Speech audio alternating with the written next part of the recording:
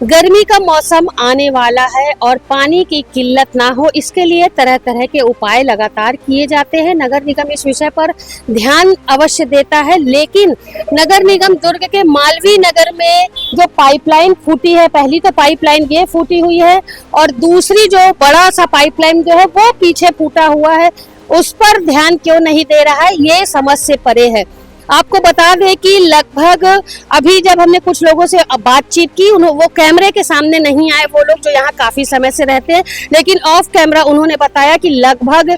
साल भर से ये पाइपलाइन इसी तरीके से फूटी है, लेकिन इसे बनाने की कवायद अब तक नहीं की गई। इसके साथ ही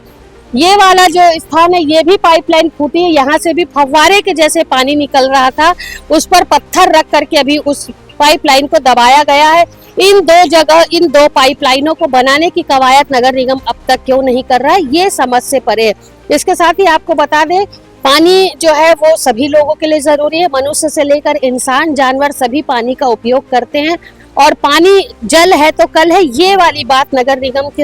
हमेशा कहता है। और इसी तरीके के स्लोगन जो है वो तमाम तरफ दीवारों पर लिखे रहते हैं कि जल है तो जीवन है, पानी की बूंद बूंद बचाएं। लेकिन क्या जल है तो जीवन है और पानी की बूंद बूंद बचाएं, ये वाला स्लोगन नगर निगम के लिए सूट कर रहा है कि नहीं? क्योंकि स्थिति आप यहाँ पर देख रहे हैं कि क्या स्थिति है, किस तरीके से हजारों गैलन पानी जो है इस तरीके से व्यर्थ ही बह रहा है। उसका जो है 600 mm का पाइप का जो था,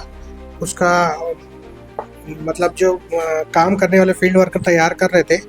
एस्टिमेट भी तैयार हो चुका है और 1 हफ्ते के अंदर में उसका काम करना है। और 1 हफ्ते तक पानी वैसे ही बहेगा? नहीं, उसका जो है टेम्परेरी रूप से उसको ठीक करने के लिए हम लोग सूचित किए हैं उनको, हमारे जो PWI जो है वाटर इंस्पेक्टर को, तो वो कल उसको ठीक करेंगे, लेकिन परमानेंट ठीक करने के लिए 1 हफ्ते का समय लगेगा।